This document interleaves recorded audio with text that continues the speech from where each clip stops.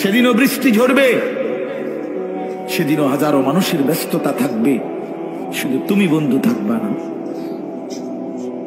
তুমি বন্ধু থাকবা না।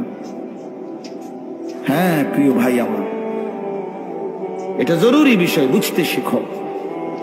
নিজের ভালো, নিজের কল্যাণ, এটা বহুতই জরুরি বাপ, বহুতই জরুরি। যাই হোক, আমি লম্বা করে ফেলছি আমার কথা। তৃতীয় কথা হলো দলালাত।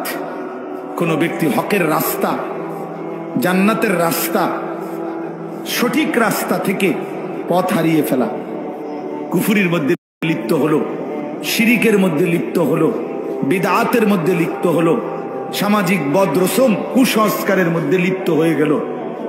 দুনিয়ার ইহুদি, খ্রিস্টান, কাফের, বেঈমান, নাস্তিক, মুরতাদ, মুশরিক, নর্তকী, গায়ক, নায়ক, এই অসভ্যদের কাছে তার জীবন সঁপে দিল।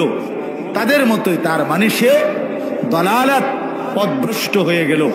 হকের রাস্তা, জান্নাতের রাস্তা, আলোর রাস্তা থেকে বঞ্চিত হয়ে গেল, পথ হারা, গোমরা হয়ে গেল। এটা তারে জাহান্নামে নিয়ে যাবে। এটা তারে কই নিয়ে যাবে বাপ? আমান ইউদলিলিল্লাহু ফামা লাহু মিন হাদ। আল্লাহ কোরআনে বলছে, আল্লাহ যাকে পথ হারা করে দেয় সে আর কোথাও কোনো পথ প্রদর্শক